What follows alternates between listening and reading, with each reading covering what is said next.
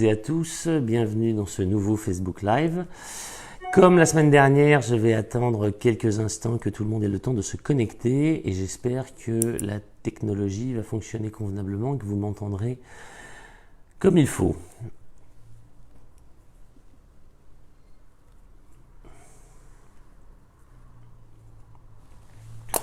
Voilà. Cette fois-ci, on a laissé la porte ouverte, du coup le chat pourra rentrer et sortir sans gonfler tout le monde.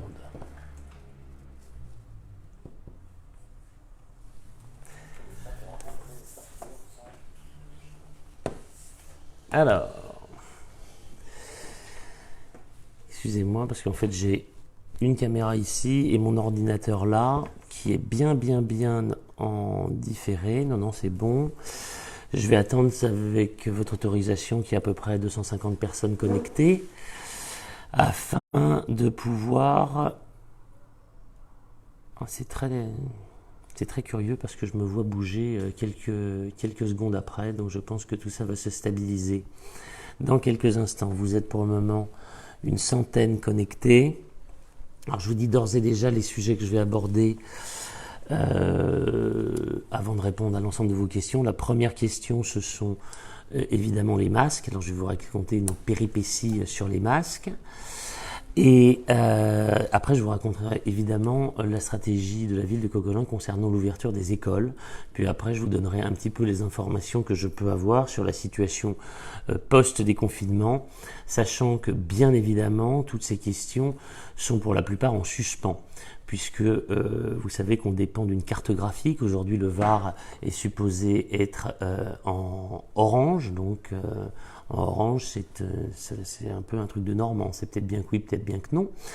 Donc, je vous dirai quelles sont les options qui se présentent à nous et surtout, en termes de réouverture et d'économie, savoir à partir du moment, de quel moment on va pouvoir se remettre à travailler. Parce que il ne vous aura pas échappé que nous avons deux sujet de préoccupation. Le sujet de préoccupation numéro 1 est évidemment un sujet sanitaire, de santé publique, et l'autre sujet malgré tout est aussi une réalité économique, parce que nous ne vivons pas d'amour et d'eau fraîche, et que notre ville, notre communauté de communes, notre département dépend très fortement de sa saisonnalité, comme vous le savez. Il faut savoir un petit peu ce qui nous attend pour les mois à venir. Vous êtes pour le moment 237, 240. Écoutez, si vous le voulez bien, je vais commencer dès que j'aurai pris connaissance d'un texto de la police municipale.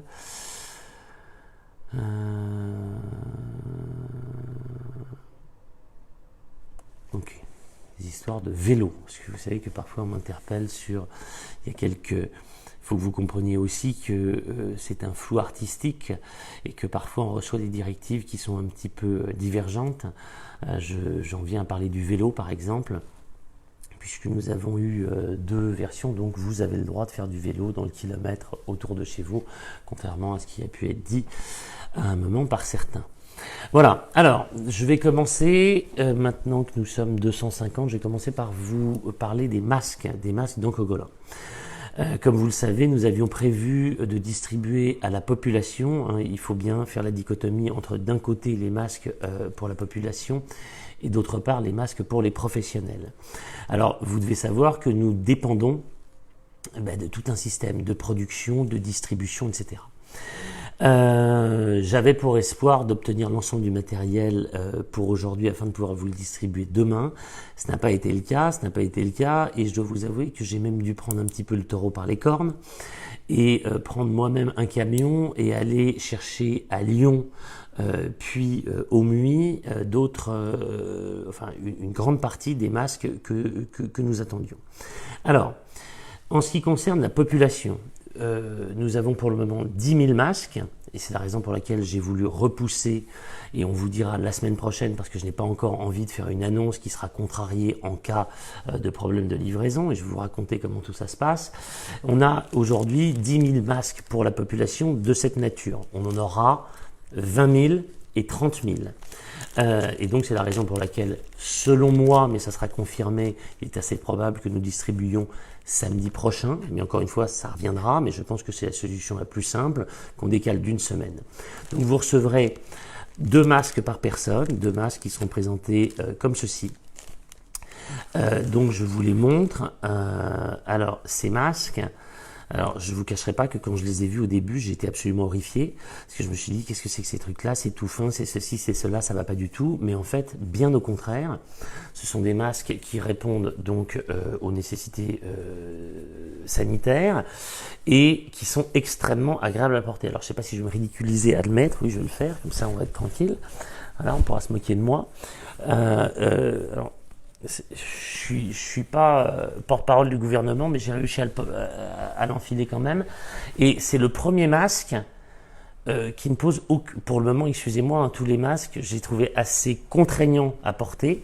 Et là, c'est un masque avec lequel on respire absolument normalement, vraiment, j'ai aucune difficulté. Évidemment, le test, hein, donc on connaît, le test du briquet. Alors, excusez-moi, j'imagine qu'il marche pas, ce briquet. Bon, ça filtre pas, machin. Donc, ces masques sont en plus badgés, je sais pas si vous le voyez, à la ville de Cogolin, etc. Donc, voilà les masques. Donc, 2 masques par personne. Donc, je pense que vous aurez un masque badgé et un masque blanc, hein, parce que je pense que les masques badgés, j'en aurais pas assez. Donc, voilà. Donc, ça, j'en ai commandé 30 000. J'en ai reçu 10 000. Nous avons aujourd'hui, dans Cogolin, 10 000, mais je vais pas les distribuer tous les 4 matins. On en aura 20 000, normalement, qui arrive mercredi, mais chat échaudé craint l'eau froide et je préfère attendre d'avoir mes masques avant de vous annoncer une date précise. J'ai été chercher ce matin à Lyon 20 000 masques FFP2 et 10 000 masques chirurgicaux qui sont donc maintenant à Cogolin dans un endroit secret et donc qui seront distribués aux professionnels, essentiellement aux professionnels de santé, mais pas que. Qui seront distribués probablement mardi dans un système de drive. C'est Laetitia Picot qui est à côté de moi qui contactera tous les gens à partir de lundi. Donc sachez que ce matériel est arrivé et donc sera distribué dès la semaine prochaine. Comprenez que tout ça est évidemment un coût important pour la ville et j'ai pris cette option.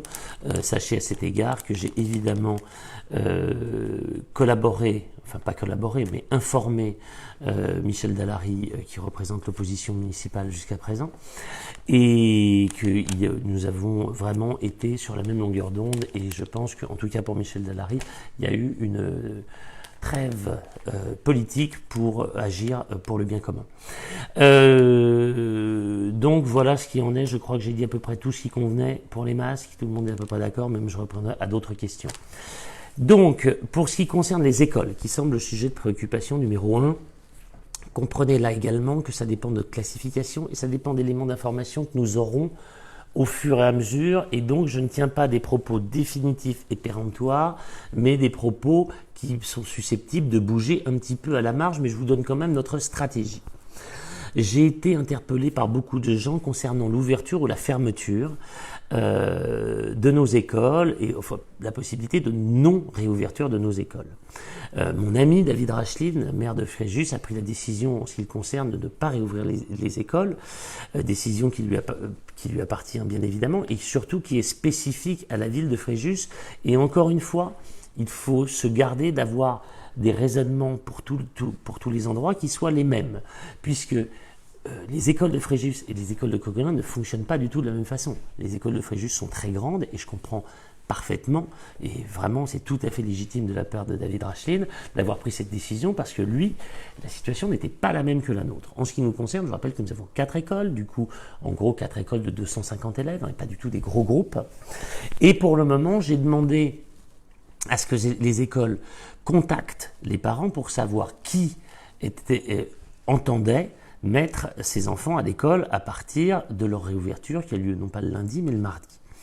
Il semblerait qu'à l'heure actuelle, il y ait 270 personnes qui aient pris l'option de mettre leurs enfants à l'école. 270 personnes, ça correspond à peu près au quart de nos effectifs et qui rendrait compatible avec les règles sanitaires que l'on est en train d'essayer de mettre en place pour le déconfinement.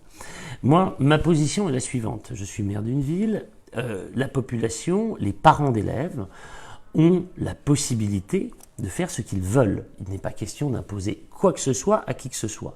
Mais pour moi, dans la ville de Cogolin, et sachant que manifestement les conditions pourraient être réunies pour qu'il n'y ait pas de problème sanitaire, contrairement à d'autres villes, hein, encore une fois. Entendons-nous, je ne suis pas du tout en train de dire que c'est un raisonnement qui doit être dupliqué. Pas du tout. Chacun doit... c'est le rôle d'un maire, et d'un excellent maire comme David Racheline, de prendre la décision qui s'impose dans sa ville. En ce qui me concerne, pour le moment, de toute façon, ici, il y a 270 parents d'élèves qui, à mon avis, aiment leurs enfants et qui n'ont pas envie de les mettre en risque. La réalité sanitaire, excusez-moi, c'est que le problème, c'est pas la santé de nos enfants qui, à de rarissimes exceptions près, ne sont pas concernés par les dommages du Covid, par les conséquences sanitaires du Covid, mais qui pourraient être eux-mêmes des porteurs. Et donc, ça pourrait être par le biais des écoles qu'on recréerait un moyen de diffusion. Donc, à Cogolin, d'une part, évidemment, peut-être encore pour les semaines et pour les mois à venir, peut-être jusqu'à la rentrée, pour les parents qui ne travaillent pas, pour les parents qui ont la possibilité de garder leurs enfants et qui ne sont pas en rupture numérique. N'oublions pas non plus que nos enfants doivent continuer à suivre un système scolaire, un cursus scolaire normal. Donc il y a effectivement ceux qui sont dans des bonnes situations, qui ont Internet, qui sont bien, qui ceci, ou dont un des deux parents ne travaille pas. Fort bien, il appartient à ses parents de dire, écoutez, moi je continue à faire mon télétravail, donc ceci, donc ça. Il y a d'autres parents qui n'en ont pas la possibilité matérielle. Et nous devons aussi travailler en intelligence, sans dogmatisme et avec pragmatisme, de savoir ce que nous mettons en place pour relancer notre économie. Cet équilibre entre la santé publique et les réalités économiques, à nous d'essayer d'aider les parents et d'accompagner chacun pour obtenir un résultat optimal. Encore une fois, je ne vais pas vous tenir un discours définitif, arrêté, puisque la semaine prochaine, lundi, on doit rencontrer Laetitia Picot, mon adjointe, doit rencontrer les directrices des écoles pour prendre des décisions. Alors, il semblerait... Alors, il y a plusieurs sujets que je veux aborder avec vous. D'abord, il faut comprendre que pour ceux qui mettent leurs enfants à l'école, c'est la journée complète. C'est pas on va les chercher à midi, on revient, etc. Non, c'est pour des gens qui sont dans une situation où ils travaillent et donc ils doivent laisser leurs enfants soit à la cantine, solution vraiment recommandée, et nous allons mettre en place les solutions pour pouvoir apporter un déjeuner normal pour si on en est à 270 aujourd'hui, on sera peut-être à 300, admettons. Encore une fois, je n'ai pas besoin de vous dire que là, on est à 300, on est un peu entre le quart et le tiers, on va dire. Le moins on a d'enfants qui s'inscrivent, le mieux on se porte.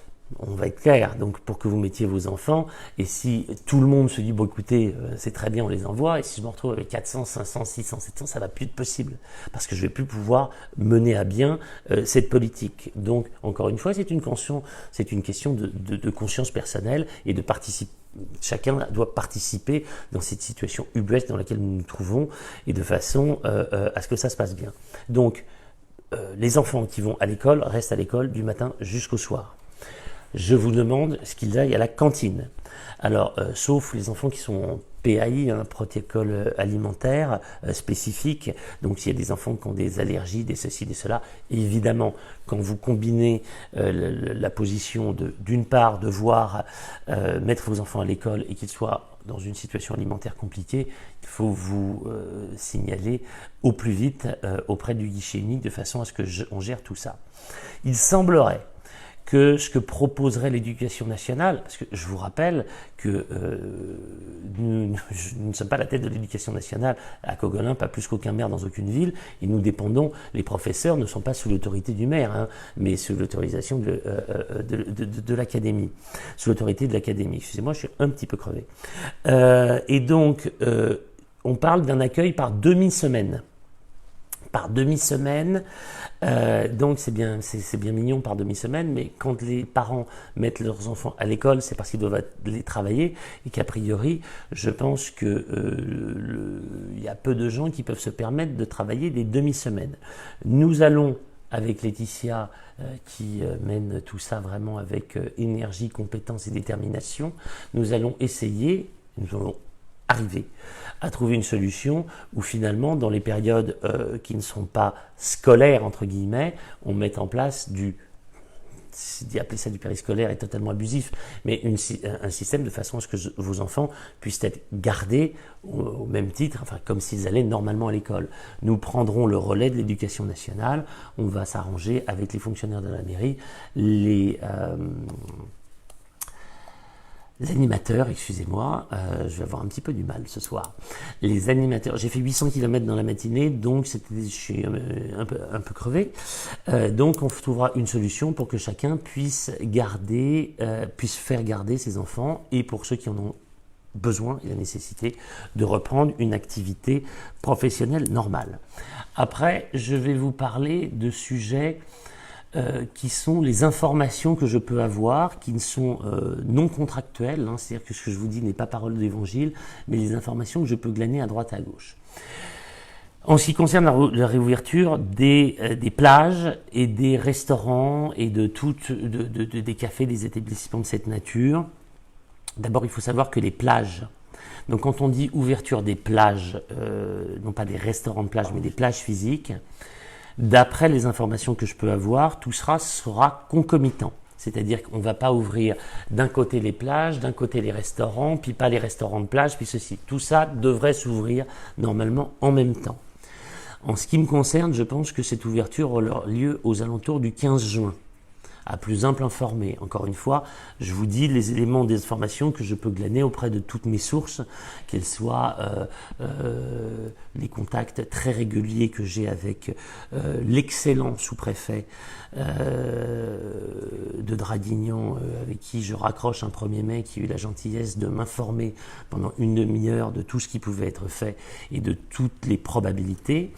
Donc voilà, la réalité c'est que pour moi, je pense qu'on devrait, je l'espère, hein, qu'on devrait obtenir courant juin, 15 juin, fin juin, je ne sais pas, la réouverture de l'ensemble de ce qui va nous permettre de relancer l'économie.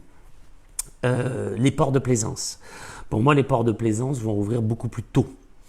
Et je n'ai pas d'informations de la part du préfet maritime, donc je ne vais pas vous dire n'importe quoi, mais j'ai prévu la réouverture des marines de Cogolin le jour du déconfinement, à savoir le 11. Et donc, évidemment, là aussi, on a besoin de ces pans d'économie et donc de se remettre au travail. Vous savez que si jusqu'au 15 juin ou fin juin, nos plages sont fermées et si on a quand même la possibilité d'accueillir un tourisme sur des bateaux de plaisance, même si ça peut sembler un petit peu choquant et inéquitable, là, les réalités économiques vont prendre le pas sur l'équité sociale. Qu'est-ce que je devais vous dire d'autre comme information? Personne ne m'aide autour de la table. Vous avez plein de questions. Alors très bien, je pense qu'on m'a reproché d'être beaucoup trop long. J'essaye d'être à peu près exhaustif, donc je vais essayer d'être plus court. Vous êtes 450 et je vais essayer d'être rapide. Je vous écoute. Alors, monsieur le maire, Mathilde, qui travaille ainsi que son mari dans le nautisme et reprennent donc le travail le 11 mai, Oui. se demande comment ils peuvent reprendre si leurs clients n'ont pas le droit d'amener leur bateau dans les chantiers par la mer. Je viens d'y répondre, mais je pense que tu écoutes. Pour moi, nous, on réouvre de principe le 11, sauf interdiction spécifique du préfet maritime. Mais là, encore une fois, si vous voulez, c'est une réalité sanitaire. En quoi des gens qui se confinent dans un appartement ne peuvent pas aller sur un bateau? Les règles sanitaires, pour moi, sont les mêmes et je ne vois pas la difficulté. Mais encore une fois, je trouve qu'il y a de telles incohérences sur certains sujets que je ne fais que me soumettre à l'autorité qui est au-dessus de moi. Pour moi, ça devrait rouvrir. D'accord. Lucille, justement, nous demande est-ce que ça réouvrira même si nous restons en classement orange? Encore une fois, c'est là où le bas blesse un petit peu. Moi, je pense que si enfin voilà, faut juste pas qu'on bascule en rouge, en fait. Voilà. La réalité, c'est qu'il faut pas basculer en rouge sur des critères qui sont un petit peu étonnants, parce que, si vous voulez, j'ai cru comprendre que les critères de qualification, c'était notre capacité en réanimation. Sauf que le schéma même de réanimation, par exemple, du golfe de Saint-Tropez, est d'avoir un pôle de Gassin qui soit finalement une plateforme de transit par voie aéroportée pour la plupart, donc en hélicoptère, si jamais on devait avoir des problèmes sanitaires, pour aller les mettre dans d'autres endroits. Donc maintenant, nous reprocher, nous expliquer il y a 2 ans qu'on voulait nous fermer notre maternité et nous expliquer qu'en fait on est en train de faire un désert médical dans toutes nos campagnes, parce que nous sommes à la campagne, et après nous en faire le reproche, c'est un petit peu fort de café. Mais il ne vous aura pas échappé que je n'appartiens pas à la majorité actuelle. Donc ensuite, Caroline avait posé la question de la plage, vous y avez déjà répondu. La plage, pour le coup, la seule certitude que j'ai, c'est qu'il y aura une ouverture simultanée entre les établissements publics. C'est-à-dire, en gros, le 11, les boutiques vont réouvrir. Normalement, les boutiques de vêtements, enfin, tous les magasins vont réouvrir, sauf les cafés, hôtels, restaurants, etc. Pour moi, on attend dans un deuxième temps, pour moi, et encore une fois, je vous en supplie, ne venez pas me dire, vous m'avez dit ça, je vous donne les infos que j'ai. Elles sont bonnes, elles ne sont pas bonnes, en tout cas, elles ont le mérite d'exister. Vers le 15 juin, une réouverture de nos plages publiques, plages privées, parce qu'à un moment, on a voulu nous dire, ah oui, on pourrait ouvrir les plages publiques et pas les plages privées. C'est aberrant. Des plages privées gèrent mieux la distanciation. Je vais revenir sur le sujet, par exemple, des terrasses. Vous savez que les terrasses à Cogolin et que tous les loyers de la mairie sont interrompus pendant toute cette période, et peut-être même plus. Et ça, croyez-moi, je ferai tout ce qu'il faut pour soutenir l'économie locale. Par exemple, les terrasses. Je ne peux pas prendre des décisions générales, et nous ferons le cas par cas. Par exemple, les terrasses, je vais les augmenter considérablement pour permettre cette distanciation qui nous est imposée. Mais je vais les augmenter non pas pour que on double le nombre de personnes, mais pour qu'on étale les gens sur. Maintenant, selon chaque établissement, il y a des établissements qui ont des terrasses les unes à côté des autres. Je ne vais pas pouvoir les pousser. Je vais pouvoir le faire d'une façon un petit peu injuste, et j'imagine qu'on me fera le reproche de dire il y a des endroits où on peut le faire matériellement, et donc j'étale pour moins de risques sanitaires. Les endroits où je ne peux pas le faire, je ne le ferai pas. Mais c'est vraiment du spécifique et du cas par cas. Jacqueline qui demande s'il y aura un port du masque obligatoire comme ça arrive dans certaines communes où il y a des transports en commun. Il y a donc l'obligation du port du masque. À cet égard, il n'y a pas de spécificité par ville. Et d'ailleurs, vous savez que le Conseil d'État a sanctionné Sceaux, c'est ça, qui avait voulu imposer le port du masque. Nous sommes une nation, nous sommes un pays, nous avons globalement une législation qui doit s'imposer à chacun sur tout le territoire de la République. Ce qui doit être spécifique, à mon sens, doit vraiment correspondre à ce qui est très différent dans un lieu, dans un autre. Cette législation, elle sera nationale. Dans les transports publics, oui, le masque sera obligatoire. Encore une fois, vous savez, je pense que le gouvernement n'est pas très à l'aise pour prendre ces dispositions, parce que vous pouvez difficilement, après avoir expliqué que le masque ne servait à rien ou était dangereux, etc., enfin, ce qui était parfaitement hallucinant, et pour un mois après, le rendre obligatoire. Si vous voulez, il y a un moment, je sais que le ridicule ne tue pas, mais il y en a qui commencent à prendre des risques. Alors ensuite, nous avions Sakina et Loïc qui posaient la question d'ouverture des écoles à laquelle vous avez déjà répondu. J'ai pas la réponse pour le lundi, parce que l'activité professionnelle doit reprendre le lundi et les écoles rouvrent le mardi. Moi, je n'ai pas de réponse pour le lundi. Donc j'en trouverai une.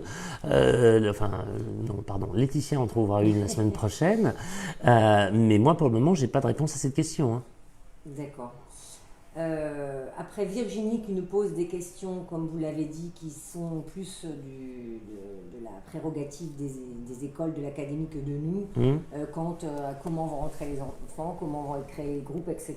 Donc peut-être de leur dire qu'ils seront contactés par les directeurs d'école ou professeurs. Absolument, absolument. Encore une fois, je ne veux pas qu'il y ait de confusion et je voudrais que chacun comprenne que même si dans l'inconscient collectif, le maire est responsable de tout ce qui se passe sur les territoires, moi je veux bien, le problème c'est que je n'ai pas autorité.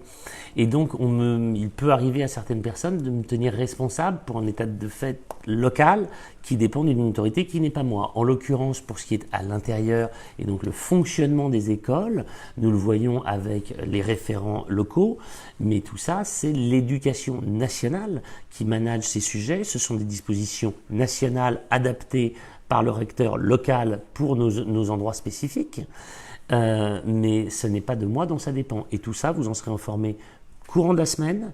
Je referai évidemment un Facebook Live vendredi prochain.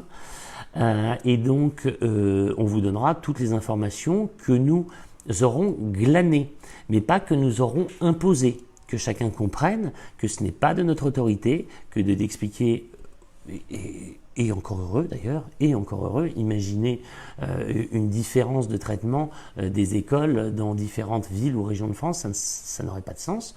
Donc ce n'est pas de notre autorité. En revanche, on vous transmettra toutes les informations. Ce que je peux un petit peu déplorer, c'est qu'à 10 jours des réouvertures, on soit toujours dans un flou artistique un petit peu compliqué. Alors Véronica, qui a pris le live en cours de route, se pose à nouveau la question du périscolaire. Y aura-t-il un périscolaire ? Laquelle vous avez répondu. Oui, bien sûr. Oui, en fait, dans cette situation exceptionnelle, notre souci est de venir pallier les difficultés rencontrées. Rencontrées par les parents dans le cadre de leur activité professionnelle, par les enfants, parce que je ne souhaite pas qu'il y ait de rupture sociale et je ne souhaite pas que des enfants se trouvent isolés. Et vous savez que malheureusement, c'est généralement dans des milieux un petit peu plus compliqués que d'autres qu'on se retrouve en rupture. Donc ça va être en rupture numérique, rupture d'enseignement. Moi, je n'ai pas envie que les enfants traînent dans les rues. Et je souhaite que pour ceux qui sont dans les situations, je veux offrir une possibilité d'accueil, qui soit un accueil qui permette à l'Éducation nationale de faire son travail et continuer à dispenser l'enseignement à nos enfants, et aussi, évidemment, comme je vous l'ai dit, de permettre aux parents de reprendre une activité normale. On reste sur la problématique des enfants. Aurélie, Sandrine, Virginie, qui pose la question y aura-t-il un EAL cet été ? Un centre un accueil de loisirs cet été. Au même titre si je peux me permettre. Mais permets-toi. En fait, ça dépend. La qualification de centre de loisirs, donc d'EAL, dépend non pas de la mairie, mais de la direction jeunesse et sport. Donc à savoir, aujourd'hui, leur position est plutôt non. Si elle est non, on fera quand même un accueil cet été, mais qui aura la qualification de garderie et non pas de centre aéré. Parfait. Et c'est effectivement ma volonté que de permettre aux parents de reprendre une activité professionnelle normale. Maintenant, comprenez que tout ça, c'est beaucoup de pilotage à vue. Inutile de vous dire que je n'avais pas prévu de partir à 5 heures avec un camion pour monter chercher des masques à Lyon et qu'on fait un peu ce que l'on peut et au mieux pour tout le monde. Et que là, en l'occurrence, mon souci numéro 1, c'est de permettre aux parents de reprendre une activité économique normale et je ne veux pas être entre guillemets responsable de gens qui vont se retrouver dans une situation professionnelle irrémédiable parce que personne n'aura fait ce qu'il faut pour garder les enfants. Pour moi, c'est pas possible. Donc, de toute façon, quel que soit le nom, vous appelez ça périscolaire, ce que vous voulez. Moi, je veux qu'on mette en place un système. Vous savez, il va y avoir aussi beaucoup de gens qu'on va peut-être recruter pour garder les enfants. En fait, tous, on va avoir un problème d'argent. Je vous rappelle que Cogolan est malheureusement une ville avec un budget qui est exsangue. Je m'en entretenais pas plus tard que tout à l'heure avec le sous-préfet. Et j'ose espérer que le conseil départemental, que ce conseil régional, que monsieur le préfet et monsieur le sous-préfet vont comprendre que la ville de Cogolan va avoir besoin de très grosses subventions pour pouvoir continuer à mener une activité normale, puisque nous sommes la seule ville des environs, puisque les autres, excusez-moi, ressemblent plus à des cités balnéaires que des véritables villes, même si nous étions un village, mais nous commençons à devenir une petite ville, et donc que nous avons besoin de moyens, et que j'ai besoin de moyens pour permettre aux parents d'avoir une activité normale. Autre question de Faucon. À quand l'ouverture du conservatoire Rostropovitch? Pas pour le moment. On continue. Élément que je glane à droite, à gauche, ça fait partie de ce qui n'est pas prévu, à mon avis, avant la rentrée. Et que chacun comprenne, si je peux me permettre, il y a des sujets qui sont importants sur lesquels on va miser toute notre énergie parce qu'ils libèrent les parents pour mener une activité économique. Tout ce qui est un peu connexe, alors pas de procès d'intention, on n'allait pas expliquer que je n'aime pas l'art et que je n'aime pas la musique et je vais rien faire. Non, il y a juste des priorités, et donc la priorité sanitaire, économique, et après donc on fait au fur et à mesure comme on peut. Sabine pose la question de la navette. Quand fonctionnera-t-elle? C'est une très bonne question et je vous remercie de l'avoir posée, mais dans la mesure où on n'a pas... je pense qu'elle... Voilà, vous savez, tout ça est très compliqué parce que je pensais, je vous cacherai pas, être réélu. Je pensais, aujourd'hui, on est entre deux tours, malgré tout, entre deux tours qui, pareil, j'espère que ce deuxième tour des élections aura lieu malgré tout assez rapidement, parce que cette situation va commencer à devenir très compliquée à gérer. Je vois certaines personnes qui étaient en lice qui commencent à mélanger les situations sanitaires et les campagnes électorales. Je crois qu'il est urgent qu'on en termine avec tout ça de façon à ce que chacun puisse gérer avec légitimité. Dites-vous bien que moi, dans ma tête, je suis entre deux tours d'élection. Et donc, j'avais décidé de mettre une ligne de bus à l'année, de mettre une vraie ligne de bus, pas celui que vous avez, et j'avais déjà fait le périmètre, le ceci, le cela. Aujourd'hui, c'est reporté. Donc, ce que je vais mettre en place cette année, c'est comme s'il y avait l'année dernière, la ligne de bus qui sera juste prévue pour l'été, et avec évidemment les conditions sanitaires nécessaires, avec le port du masque obligatoire. Voilà. Laetitia. Je continue avec Manu qui demande si, en tant que VTC, il a le droit à un masque. Oui. Alors, il y a un truc que je ne vous ai pas dit pour les masques, excusez-moi. C'est ma vision de ce que je dois faire pour ces masques. Alors, j'en ai commandé 60 000, j'en ai aujourd'hui 40 000, il va m'en arriver 20 000. En ce qui concerne la population, il me paraît totalement délirant qu'on demande aux gens de payer pour protéger leur santé. Enfin, je veux dire, on est dans un pays où on paye 50% d'impôts et où, parce qu'on n'a pas eu des gouvernements, enfin bref, capables, on va faire payer les choses. Donc non. Donc moi, je considère que je dois donner à la population à minima 2 masques par personne. Et pour ce qui est des professionnels, je dois permettre de relancer l'économie immédiatement. Comme vous savez que nous sommes en carence de masques un petit peu partout, j'ai beaucoup de chefs d'entreprise du Golfe qui me disent comment on fait. Moi, je me dois de relancer l'économie et permettre aux gens de commencer, et sans avoir à se dire j'ai pas de masque, j'ai pas de ceci. Moi, je vais réussir, je le crois, à pallier à peu près tous les sujets pour Cogolin. En revanche, je ne pourrais pas continuer à pallier ad vitam aeternam, parce que je vous rappelle que ces masques pro, ils sont jetables, d'accord? Contrairement aux masques particuliers qui sont pour une activité différente et qui sont lavables à 40 degrés. Ça me paraît curieux parce que je crois que c'est à 60 que le virus y part. Mais bon, bref, faut le repasser après. Alors, si vous l'avez à 40, faut repasser parce qu'il faut les chauffer. Moi, je me dois de relancer l'économie, mais je n'ai pas les moyens de fournir des masques ad vitam aeternam aux professionnels. Je vous donne un exemple. Le chirurgien dentiste qui commandait ces masques jusqu'à présent, moi je vais lui donner des masques, et les médecins et les professionnels de santé, pour probablement 1 mois, j'imagine. Enfin, il va falloir qu'on fasse les comptes, je ne sais pas, 15 jours, 3 semaines, 1 mois. Peut-être en recommanderai-je si mes filiales sont toujours les bonnes, mais après, les professionnels vont devoir prendre le relais. Moi, la ville de Cogolin est là pour permettre à tout le monde, le 11, d'avoir tout le monde les équipements ad hoc pour pouvoir reprendre une activité, mais je ne pourrai pas le faire pour le mois de juillet, d'août, non. Chacun va devoir se prendre en main et commander ce qu'il faut à ce moment-là. Moi, j'amorce la pompe. en fait. J'amorce la pompe et je mets un système pour tout le monde. Question de Nicole. Pourquoi ne pas distribuer les masques dans les boîtes aux lettres? Parce que je vais en gâcher énormément, parce que Cogolin fait 27 km². Si nous étions dans une ville, avec un centre-ville, un ceci, un cela, voilà, juste une ville encerclée, très bien. Là, nous avons des campagnes, des machins, ça ne me semble pas possible. Ça serait très très long.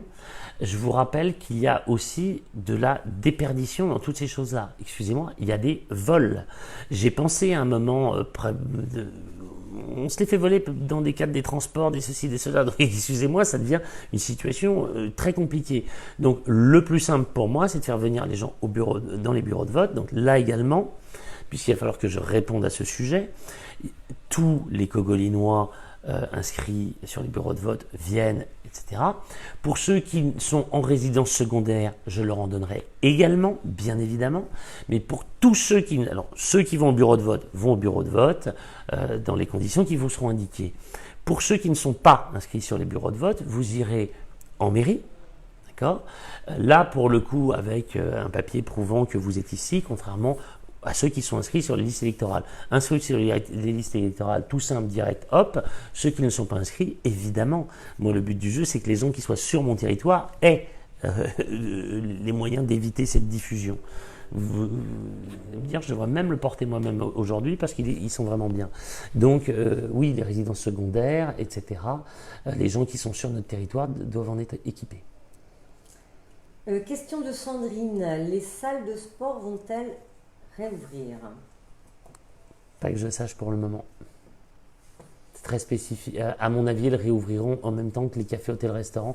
Je pense que ce sera la deuxième salve que j'espère du 15 juin, sauf retournement d'une situation sanitaire qui se redégraderait. Pardon. Alors, une question de Marina qui est a priori esthéticienne et demande comment faire pour réouvrir à partir du 11 quand on ne peut pas se tenir à moins d'1 mètre de son client. Eh bien, en s'équipant de masques, en ayant, vous savez, les médecins, les masseurs, les dentistes, est-ce que vous pensez qu'un dentiste va vous soigner à distance? Non, il ne le fera pas. Encore une fois, tout ça demande du bon sens. Eh bien, la personne qui est esthéticienne va devoir s'équiper de ses masques, s'équiper éventuellement de gants, de gel hydroalcoolique et prendre les dispositions sanitaires qui s'imposent. Voilà, il y a effectivement des professions comme ça pour lesquelles ça va être compliqué. Mais qui vont devoir reprendre au fur et à mesure. Hervé demande à quand le retour du marché? Peut-on avoir des stands de producteurs locaux? Les marchés réouvrent à partir du 11. Isabelle s'inquiète sur les règles sanitaires et leur application. Demande si vous-même irez vérifier leur bonne application dans les écoles et les cantines. Alors, je vais vérifier à peu près tout ce que je peux vérifier partout. Maintenant, encore une fois, quand je suis là, je ne suis pas là. J'irai faire le tour de tout, bien évidemment. Maintenant, vous savez très bien qu'il y a dans certaines situations, moi je suis appelé régulièrement par des gens qui me disent alors il y a un attroupement à tel endroit, il y a un attroupement à tel endroit. Je me suis déjà exprimé sur ce sujet et sur ma vision de la société et le fait que je n'ai pas envie de vivre dans un monde de dingue où tout est fliqué, où tout est filmé, où tout est ceci. Je trouve ça épouvantable. J'en appelle évidemment à la responsabilité de chacun. Il y aura forcément des sanctions qui seront prises contre les gens qui vont continuer à faire les malins et à mettre en péril l'ensemble du système. Si on veut que ce pays redémarre et si on veut que ça reparte convenablement, il faut qu'on prenne tous conscience. Vous savez, en mairie par exemple, en mairie, on a réaménagé les bureaux. On a fait en sorte que, en fait, il n'y ait plus qu'une personne par bureau. Ceux qui seront plusieurs par bureau porteront les masques. Ceux qui sont tout seuls dans leur bureau, on ne va pas les obliger quand ils sont tout seuls dans leur bureau à porter des masques. J'ai demandé à ce qu'ils fassent très attention, qu'on ait du gel hydroalcoolique. Et j'attire l'attention de tout le monde sur les papiers. Parce que vous allez vous protéger ceci, machin, puis vous allez tripoter des papiers qui auront déjà été touchés et sur lesquels le virus pourrait rester. Et là, évidemment, une hygiène personnelle impeccable, plus ce gel hydroalcoolique, sera là pour limiter la casse. Alors, une question à laquelle vous avez déjà répondu, mais il peut être bien de le redire si des personnes sont arrivées en cours de route. Pensez-vous qu'il est préférable de garder ses enfants si on le peut? Oui, oui, et je vais vous dire pourquoi. Pas du tout pour les enfants, parce qu'encore une fois, à des exceptions absolument euh, non significatives du point de vue statistique, ce n'est pas, même si on nous parle là de la corrélation avec la maladie de Kawasaki, de ceci, de cela, mais on a plus de chances de gagner à l'euro million que de se retrouver dans une situation de cette nature. Je ne veux pas dire qu'elle n'existe pas, mais c'est pas pour les enfants que la question se pose. La question, c'est la propagation éventuelle de ce virus. Parce que même si les enfants étaient porteurs sains ou machin, ceci, c'est juste pour éviter qu'ils propagent ce virus. Et s'ils sont trop nombreux dans les écoles, et si du coup la proximité, etc., recrée quelque chose de problématique, c'est dans une rediffusion du virus que se pose le problème, et pas pour les enfants eux-mêmes. Donc oui, si vous pouvez garder vos enfants, gardez vos enfants. Non pas que les autres soient en danger, mais que moi, sur 1000, en gros, élèves que nous avons, on va pouvoir en gérer 300, c'est-à-dire déjà tous ceux qui sont annoncés. Si tout le monde se dit pop, pop, pop, excusez-moi, mais on reprend la vie, etc., eh bien tout va être foutu par terre. Et ce que je vous annonce, ce serait même pas si je pourrais le tenir. Et donc, je devrais peut-être, en ce cas, prendre une décision, la même que David, à dire, bah écoutez, moi je peux plus, et c'est terminé, et seuls les gens qui font pas de télétravail. Donc oui, si vous pouvez garder vos enfants, faites-le. Je vais voir quand même avec Laetitia, et ça sera compliqué de permettre à certains parents aussi d'avoir une soupape de décompression. Parce que je sais, oui, elle me commence déjà à me faire les gros yeux, mais je suis désolé.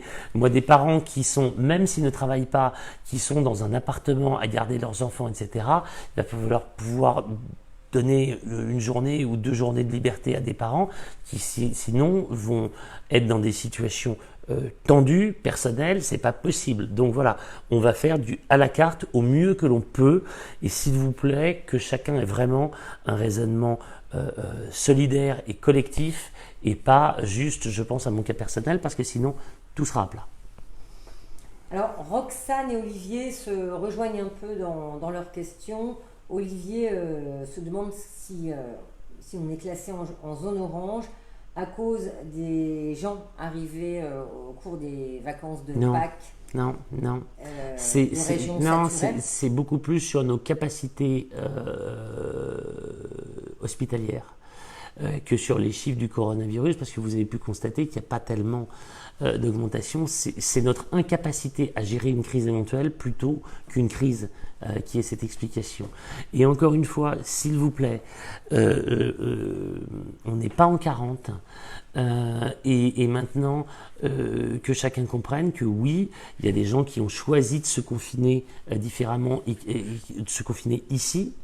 Je vais vous reciter l'exemple personnel. Moi, j'ai ma sœur et mon beau-frère qui sont venus 5 jours avant les élections pour me supporter. Ils ont une résidence secondaire ici. Ils ont respecté d'une façon ayatolesque le confinement sans mettre le nez dehors, sans même venir me voir alors qu'on habite à 500 mètres l'un de l'autre. Et donc, excusez-moi, mais on n'a pas à leur jeter des cailloux, et ils n'ont pris zéro risque. Et voilà, il y a des gens qui étaient en résidence secondaire, qui étaient là, qui ont pris la décision de rester. Et à mon avis, ça risque d'être des gens qui ont peut-être envie de changer de modèle de vie et de ne pas retourner dans les cauchemars des métropoles. Donc non, je ne pense pas que ce soit lié à ça. En tout cas, dans le Golfe, les chiffres ne le corroborent pas. Et donc Roxane qui, elle, se demandait si vous aviez la crainte d'une arrivée massive de touristes. Mais c'est pas une crainte. Moi, j'ai la crainte qu'on se retrouve tous au chômage, que nos villes s'écroulent, que la crise de 1929 soit un souvenir de Disneyland à côté de ce que nous allons vivre. Donc moi, je souhaite que nous soyons le plus efficaces économiquement et de tendre à cet équilibre entre le risque sanitaire à maintenir et le risque économique à soutenir. Voilà quel est mon propos. Je rêve que M. Raoult ait raison et que cette cochonnerie disparaisse avec l'été finalement, puisque ça a été un moment une des théories. Et dans ce cas-là, voilà, mon scénario idéal, c'est telle la grippe, le coronavirus disparaît ou quasiment pendant l'été et qu'on peut revivre comme nous l'avons toujours vécu. Alors Somara qui demande si la gratuité des terrasses et parkings se poursuit. Alors, des parkings, non. La gratuité des parkings, non, tout simplement parce que dans Cogolin, le système, il est simple. Il y a toujours 1h30 de gratuité pour les commerces, pour ceci, pour cela. Le parking reprend son fonctionnement normal à partir du 11. Toujours la gratuité pour les commerces, mais aussi le côté payant pour permettre aux véhicules de circuler. Depuis que le stationnement n'est plus payant, ça redevient un cauchemar pour se garer. Donc, on va reprendre les systèmes comme avant dans le sens du commerce. Pour ce qui est des terrasses, la gratuité a été prévue pendant... Enfin, moi, je l'ai arrêté, même si les décisions officielles, entre ce que je vous dis, qui sont des décisions que j'ai prises, et ce qui sera voté en conseil municipal, parce que ça doit l'être, il y a une marge, je vous dis ce que je vais faire. En ce qui me concerne, mais j'aurais aimé que nous ayons une politique de la communauté de communes identique, une position identique. Donc je vais aussi attendre la position de mes collègues maires des autres villes. Moi, à titre personnel, si je serais pour une gratuité, une année blanche. Je pense que la plupart des entreprises vont se retrouver dans une situation épouvantable. Moi, je connais... je connais des entreprises où les gens continuent à payer le personnel à l'année. Là, ils ont des reports de charges. Est-ce que vous vous rendez compte ce que ça veut dire des reports de charges? Ça veut dire qu'ils vont devoir payer leurs charges, etc. Donc, ne croyons pas que les entrepreneurs, que les patrons soient des gens qui roulent sur l'or et que tout va très bien. Et là, vous allez tous vous en apercevoir parce que certains vont déposer malheureusement le bilan d'une façon extraordinairement rapide, ce qui est la preuve qu'il n'y a pas tant que ça de trésorerie, qu'il n'y a pas tant que ça de sujets de satisfaction. Donc moi, je défends l'emploi. Je pense que le rôle d'un élu, d'un politique, d'un maire, c'est juste d'améliorer le quotidien de la vie de ses concitoyens. Et excusez-moi de vous dire que tout le monde au chômage, c'est pas vraiment dans le sens d'une vie heureuse. D'ailleurs, je crois que chacun s'est aperçu que même si de temps en temps on peut aller au travail moins motivé qu'à d'autres moments, là, on a tous envie de courir travailler. Enfin, je crois que c'est la plupart de ce que je vois autour de moi, des gens qui n'en peuvent plus de cette oisiveté mère de tous les vices et qui n'ont qu'une envie, c'est de reprendre l'activité. Et je vais juste tout faire pour aider. Et donc, oui, je pense qu'il va falloir qu'on aide considérablement. Et si je le peux, la gratuité sera totale. Alors, Damien Pizzaiolo qui demande si après le 11 mai, il pourra à nouveau réouvrir plus tard que 21h. Je sais pas. Je crois. Il me semble. J'enverrai non pas un message privé, mais je répondrai parce que cette réponse doit intéresser d'autres gens. Je suis désolé. Il y a tellement de ordre contre ordre désordre que sur ça, vous répondre quelque chose de péremptoire à côté de la plaque, je vais éviter. Je pense que oui. Et ça, je vous le confirmerai. Cédric, qui est certainement restaurateur aux Marines et qui demande si vous allez couper la circulation marine afin que les terrasses des restaurants puissent déborder sur la route. C'est une copropriété, ce n'est pas de mon ressort. Et on aura un problème d'accessibilité pompier. C'est absolument pas possible. Enfin, excusez-moi, hein, je verrai, parce que malgré tout, je suis président du port et je vais voir ce que je peux faire avec tout le monde. Je vais faire en sorte, effectivement, de trouver des solutions pour faire des extensions de terrasses et faire que des terrasses aillent le plus loin possible. On fera en bonne entente tout ce que l'on peut, promis, mais empêcher les pompiers de circuler, no way. Hein. Alors, Janine demande si le filtrage à l'entrée des magasins se poursuivra après le 11 mai. Chacun devra faire appliquer les règles nationales. Donc il y aura un nombre limité par commerce, par ceci, par cela. Encore une fois, ça sera des dispositions individuelles. Nous surveillerons la bonne exécution de cette réglementation et je n'interviendrai qu'en cas de dysfonctionnement. Alors, il y a une question qui était posée sur le fait de savoir si la Comcom va mettre en place une aide pour les professionnels du tourisme. Là, la communauté de communes.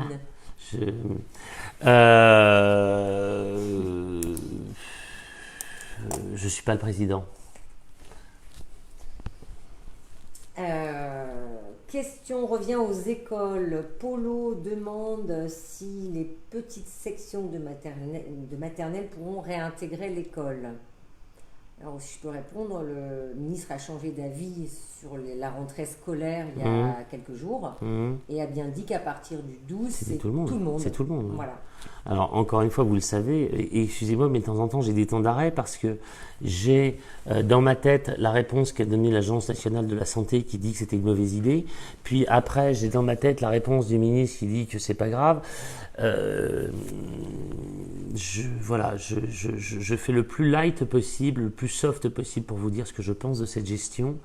Et je tiens à mettre quelque chose également au point. Effectivement, j'ai vu ça et là certaines personnes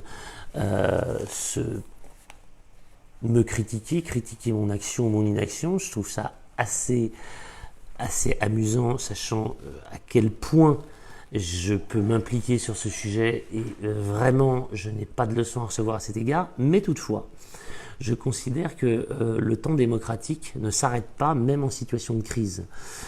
S'il y a des gens qui ont envie de dire que je suis un nul et un incompétent, je vous en prie, je serai ravi de vous répondre collectivement ou individuellement, au même titre que je considère que j'ai le droit de critiquer la politique gouvernementale et nationale que je trouve en dessous de tout. Voilà, je vous le dis, en dessous de tout. Plus nul, tu meurs.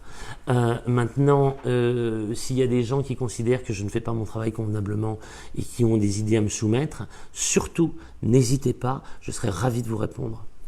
Bon, justement, vous parliez un peu politique, monsieur le maire. Bettina se pose la question de savoir si la députée vous a aidé, étant donné qu'elle est du milieu médical, sur l'obtention de FFP2, sur différents sujets. Non, je suis très peu en contact avec la députée. Je sais pas, non. Ensuite, Floriane qui demande si les associations sportives pourront reprendre avant septembre.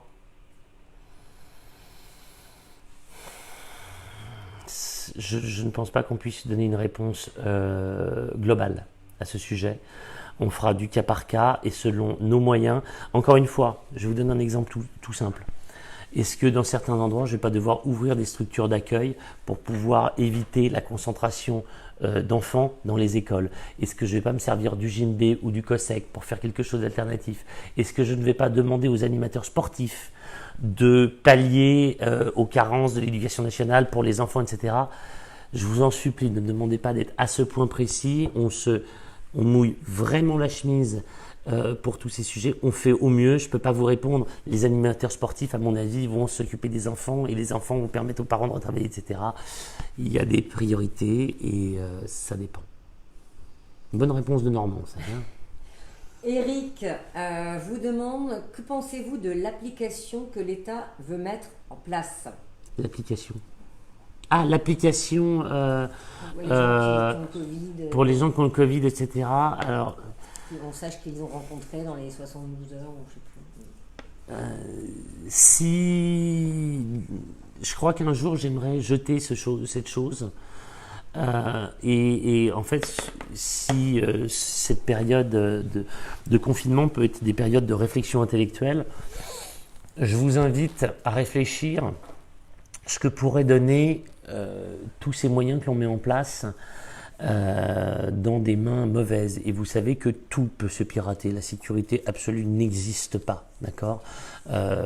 Les Américains, le FBI se fait hacker, le machin. Donc ça veut dire qu'on est en train de mettre en place des systèmes qui, pour moi, sont dangereux, sont inquiétants. Alors maintenant, encore une fois, s'il y va véritablement, non pas de la santé publique, mais de la sécurité publique, et si on était dans un cas où cette application serait de nature de soigner ou pas soigner, enfin de régler ou pas régler le problème, on pourrait s'intéresser. Moi, tout cela me fait peur. Je vous le dis. Alors c'est très amusant parce que certains me traitent d'horrible droitard, etc., etc. Bien, moi, je suis très attaché aux libertés individuelles. Je suis très attaché à un modèle de vie peut-être passéiste. Hein, vous allez me dire peut-être que voilà, mais quand je sais qu'on peut savoir où je suis à chaque fois que je prends ma carte bleue, à chaque fois ceci, ce flicage absolu, ce monde de George Orwell de 1984 me fait complètement flipper. Excusez-moi la trivialité du propos. J'y arrive pas. Je suis désolé, je n'y arrive pas. Ça me fait trop peur. Et alors, ce qui est paradoxal, c'est que j'ai des informaticiens qui sont à côté de moi, qui gèrent un peu des trucs, qui eux, j'imagine, doivent adorer nous voir tous bientôt en algorithme ou je ne sais pas trop quoi, en machin, mais ah non, quand même pas, non, c'est bon, non, donc ils sont pas complètement fous. Non, je n'aime pas ça, je suis désolé, je n'aime pas ça.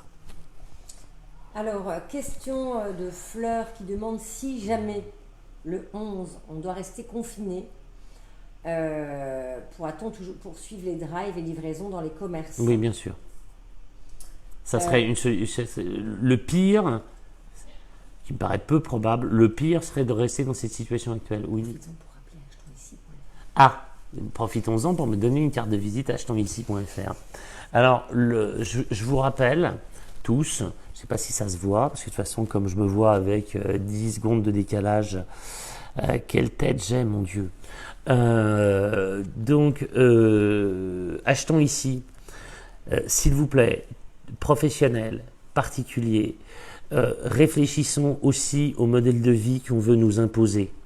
Nous ne sommes pas des Américains qui veulent aller de môle en môle. Nous avons envie de garder, enfin je l'espère, cette spécificité qui fait notre pays avec des centres-villes, des boutiques, des magasins, des choses comme ça. On doit s'entraider. On doit avoir une solidarité locale. Nous devons repenser notre mode de consommation. Bonjour le chat. C'était une des questions, ben voilà. Et donc, nous devons changer notre façon de consommer. En ce qui me concerne, depuis le début du confinement, je regarde toutes les étiquettes de tous les produits, de ce que j'achète, et je n'achète plus que du Made in France. Je vous assure, j'ai acheté du maïs l'autre jour, c'est passionnant ce que je vous raconte. Eh bien, quand vous achetez du maïs, vous avez le maïs français, hein, qui est tout petit peu plus cher, mais pas tant que ça. Mais encore une fois, qu'est-ce qu'on veut? Quel modèle économique on veut? Est-ce qu'on veut du Amazon? Qu'est-ce qu'on fait tous sur Amazon? Je l'ai fait à un moment. On clique pour recevoir du bout du monde de la... parce que très régulièrement, on se fait livrer sur ces trucs-là des produits de piètre qualité avec une empreinte écologique. Alors c'est bien rigolo, hein, tout le monde est là en train de nous expliquer qu'il faut être écolo, qui ceci, et les 3 clics, machin. Non. AchetonsIci.fr pour tout le golfe de Saint-Tropez, s'il vous plaît, qu'on se fasse travailler entre nous. Je vais vous parler d'une préférence locale. Je vous parle aussi d'une préférence nationale. Et non, ce n'est pas un gros mot. Et non, ce n'est pas fascisant. C'est juste le bon sens près de chez vous. Vous comprenez?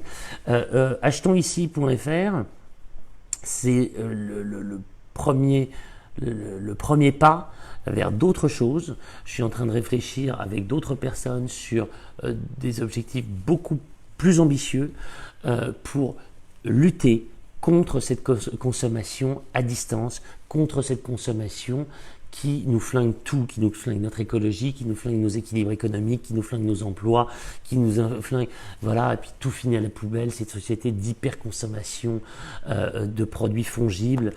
Achetons une chemise française qui... Ah, tiens, là le chat. Achetons une pardon, une chemise française qui fait 6 mois plutôt que 4 merdouilles made in China. Non, laissez-le là, le doudou. Made in China, qu'on jette, etc. Voilà, c'est sous un peu de bon sens. Par pitié, reprenons-le. Et je me l'applique à moi-même. Hein. Terminé. Les trucs en 3 clics, c'est non. Hein, le doudou. Oh, oui. Alors, Olivier demande si les piscines dans les résidences privées peuvent réouvrir. Je pense que ça va dépendre du vert, orange, rouge. Piscines font partie des choses problématiques. À garder dans des réponses spécifiques qu'il faudra que je fasse, s'il vous plaît. C'était quoi la première déjà? Où j'ai pas répondu convenablement? C'était le pizzaiolo. Exact. Donc tout ça, il faut que je réponde.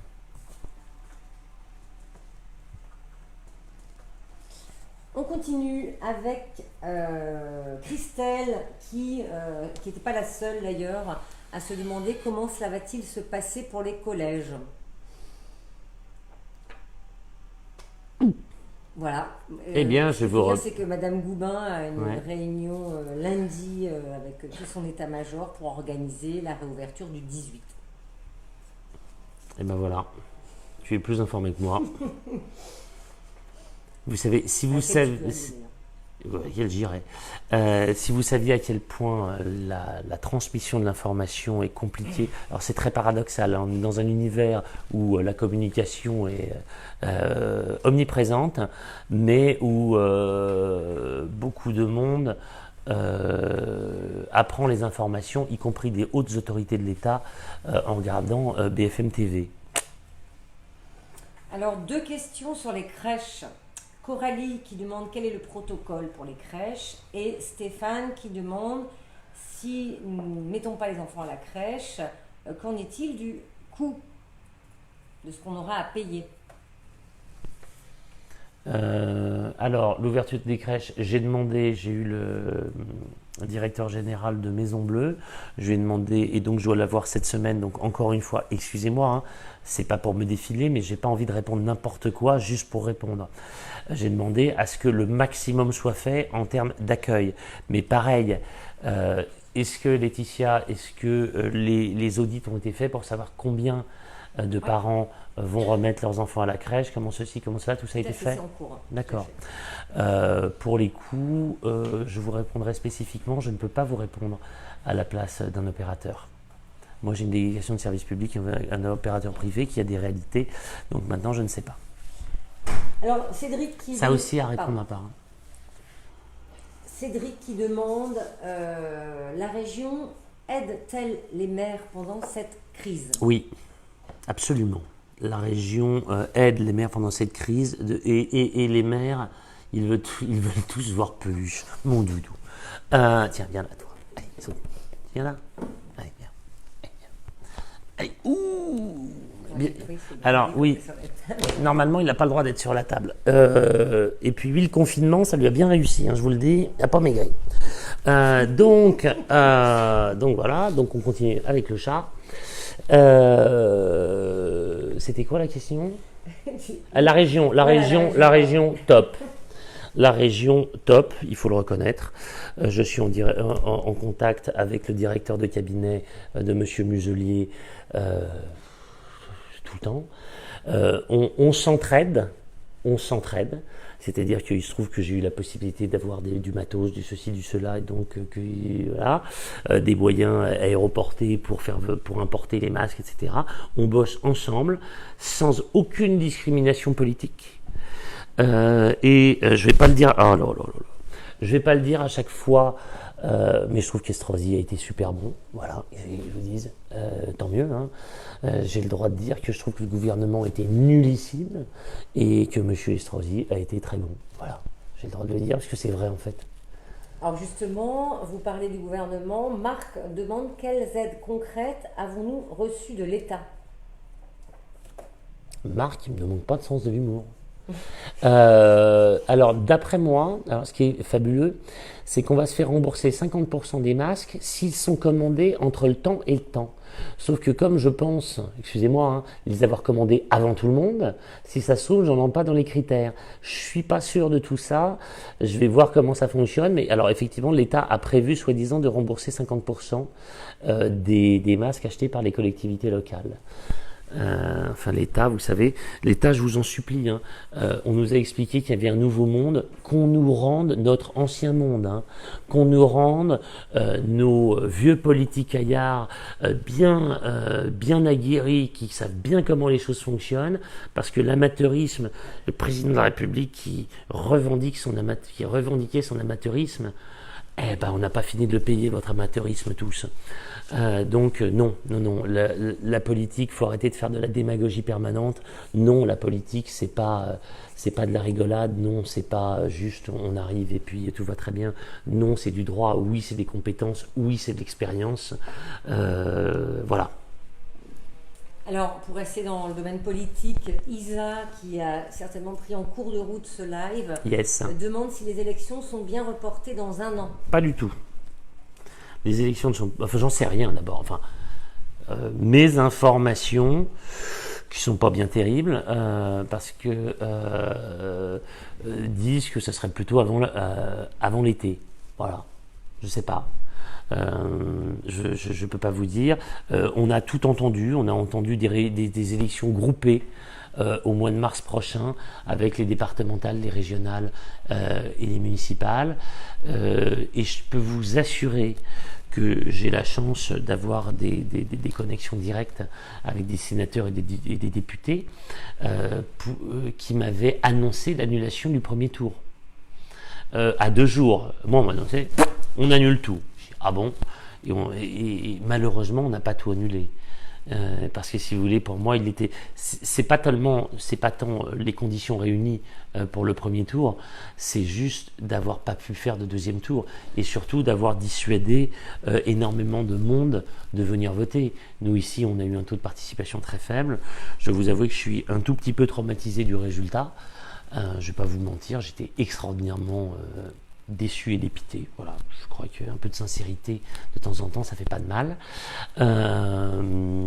Et j'espère au plus tôt que ma tristesse ou ma petite déception sera compensée par un résultat sympa.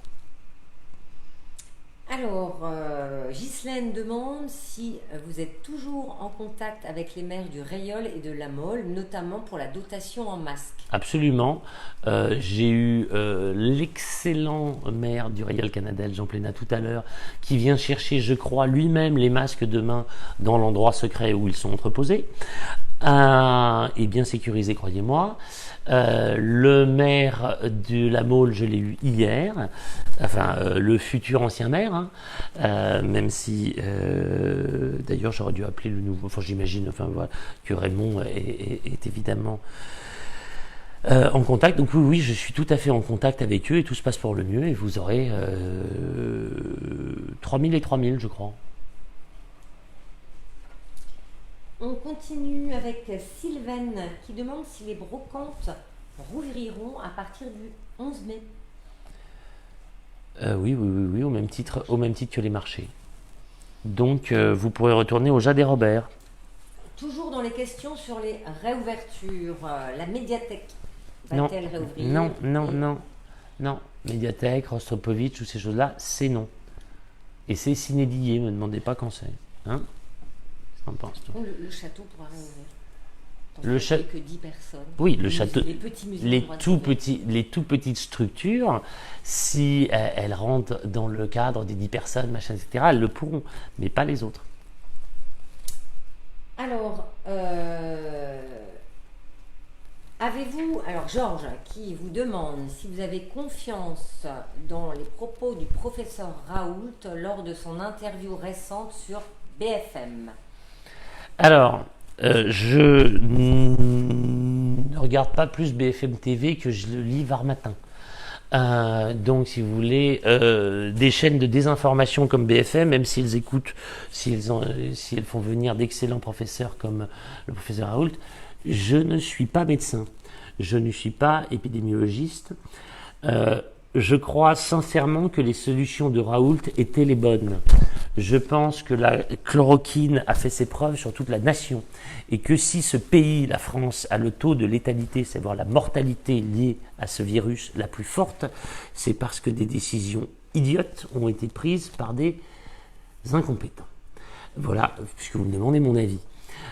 Maintenant, tout ce que je suis persuadé, enfin j'ai l'intime conviction, sans connaissance scientifique spécifique, parce que je me suis renseigné auprès d'énormément de médecins, je pense que la chloroquine a fonctionné et fonctionnera. De toute façon, encore une fois, je pense, si vous voulez qu'on parle du virus en lui-même, je vais vous dire quelle est moi ma position. Il y a une nouvelle absolument considérable qui est arrivée la semaine dernière par le biais de l'Organisation mondiale de la santé, qui indique que ce virus, on n'est pas immunisé si on l'a déjà eu. Ça change tout, strictement tout.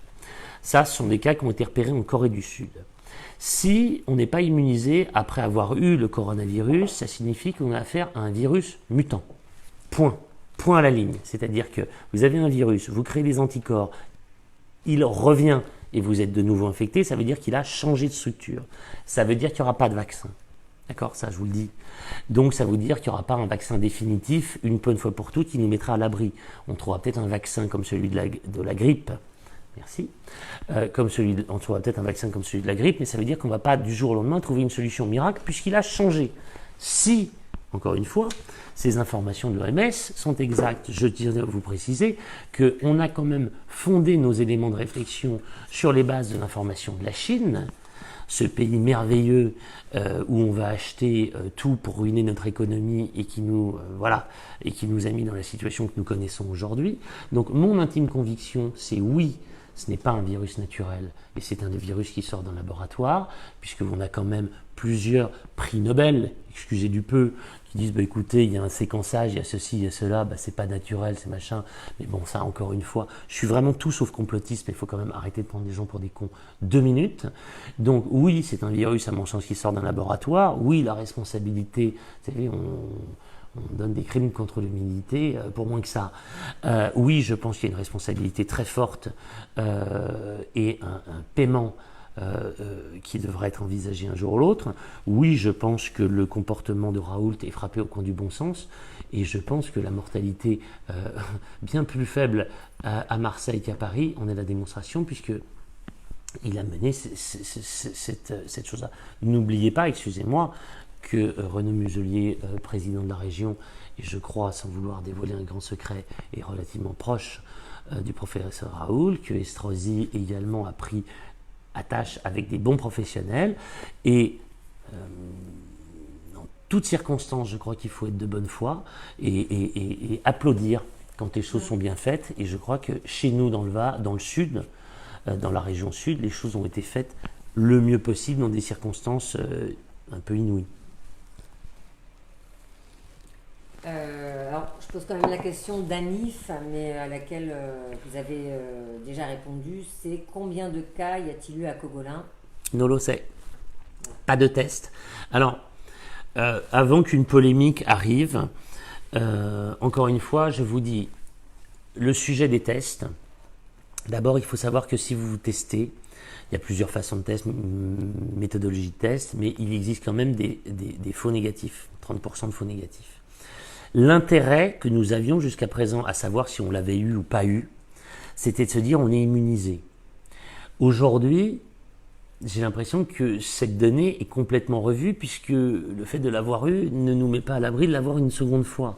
Donc la connaissance du fait si on l'a eu ou pas eu commence à avoir un intérêt qui est de moindre. Toutefois, comme je suis non pas un chef d'entreprise mais à la tête d'une collectivité locale, j'ai proposé à tous ceux à qui je demande de venir travailler Donc tous les employés de mairie, des services techniques, les policiers municipaux, ceux de l'EHPAD, ceux qui travaillent dans les écoles, etc., de se faire tester et donc de leur fournir un test. Donc je suis en train de m'intéresser, je commanderai en tout début de semaine des tests, tout simplement pour que les gens puissent savoir s'ils l'ont.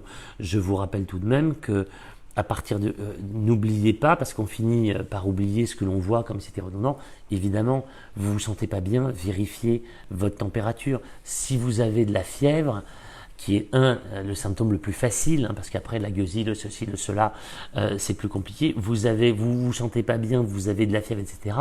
Arrêt sur image, vous vous isolez et vous évitez de transmettre tout ça. Alors,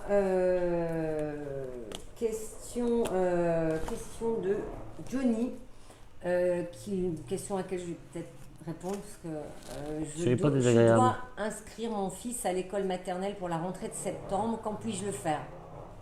Bien sûr que je vais répondre. Même pas peur. Donc alors, au guichet unique. On ouvre les inscriptions en ligne. C'est comme pour le ALDT, les inscriptions, AL garderie d'été, les inscriptions en ligne vont ouvrir mi-mai pour le ALDT.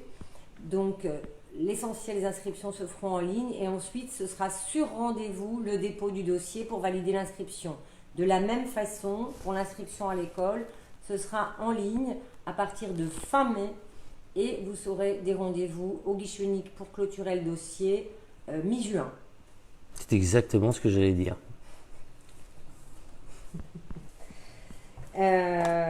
Alors justement, j'allais parler te proposer de faire ça. Oui.